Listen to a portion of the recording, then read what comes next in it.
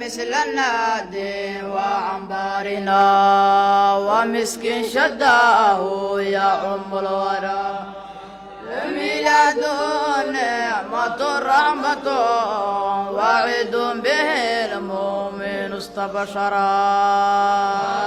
سلام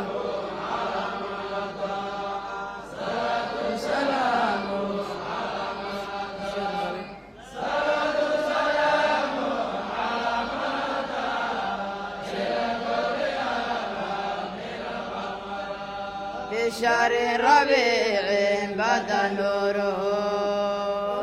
وشهور بافتخره وميلاد شرفت بعن سواك معوررا munaasabadani ayaa ahayd mid lagu maamuusayay dhalashada suubanaha Maxamed nabadgelyo naxariis korkiisa aatee ayaa waxa ay ka dhacday masjidka jaamica ah ee Sheekh Cabdulxafiid Macalin Nuur Maxamed ee deegaanka Miroorguri gobolka Galgaduud. Munaasabada ayaa intii ay socotay waxa lagu soo bandhigay nashiidooyin nabi ammaan ah iyo siirada suubanaha Maxamed nabadgelyo naxariis korkiisa aatee. Culimadii ka soo qayb gashay xafladani lagu weyneenayay dhalashada Nabi Maxamed ayaa waxa ay ka sheekeeyeen siirada Nabiga Kaleey salaatu wasalaam iyo waxa ay diintu ka qabto weyneynta dhalashada suubanaha Maxamed nabadgelyo naxariis korkiisa aatee. inta la baraarujaho nabiga lagu baraarujaa calayhi salaatu wasalaam say u soo labistaan u soo farxaan u soo hada nabiga xusiisana calayhi salaatu wasalaam midda labaad oo nabiga u xuseynaa halkaas bil ihtifaalka weyn loo sameeyaa waxay tahay nimanka nabiga ka soo horjeeda calayhi salaatu wasalaam oo gaalada ah ayaa la rabaa maalintaas inay ku baraarugaan oo ay nabiga qalbiga gashtaan oo ay tiraa'idka ka qoraan oo idaacadaha ka soo daayaan oo waxa la rabaa nabiga suuban calayhi salaatu wasalaam ila maalintaas nabiga markii laga taariikhayo oo nin walba oo gaaladii oo nabiga ka taariikhayo nimankii journalist la lihi jiray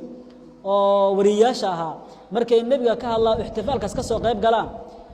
waxa la dareemaa nabiga suuban calayhi salaatu wasalaam anwaartiisii maxabadiisii khayrkiisii dad badan ku soo islaamaya waxa la yiri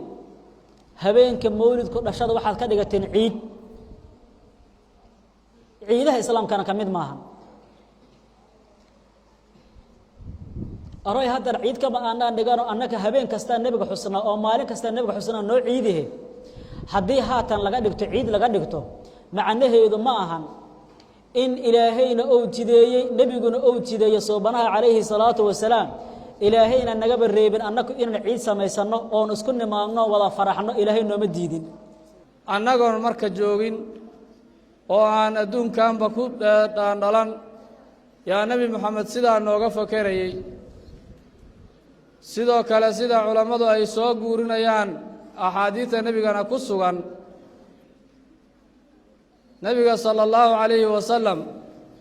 xaalad aan wax la xasuusan karin ayuu na xasuustay oo naga fakarayay xaaladaasina waxay tahay baa la yiri markii qiyaamuhu dhaco ummadda la soo saaro qof dhulkan ka soo baxo ardada laga dilaaciyo waxa ugu horeeya nabi maxamed sallallahu alayhi wasallam asagoo korkiisa ay weli ciidii ka firdhanayso ayuu wuxuu leeyahay ummati ummati ummati ayuu ku celcelinaya nabigu sallallahu alayhi wasallam markaas leeyahay ummatuka ala khayr bay malaa'iktu leedahay sida markii la yiraahdo ayuu dagayaa nabigu sallallahu alayhi wasallam in magaranaysa nabi maxamed alayhi salaatu wasalaam aan caawa xafladiisii iyo farxadiisii iyo xuskiisii aan u fadhino xuska macnaha waxa la yiraahdaa in nabiga laga sheekeeyo oo siiradiisii dadku looga sheekeeyo oo maxabadiisii dadka looga sheekeeyo oo iimaanka iyo rumayntiisii dadka looga sheekeeyo inay waajib tahay iyo waxyaabihii muxadathadka ahayo nabiga kaleey salaatu wasalaam dhalashadiisa la xiriiray oo la yiraahdo irhaas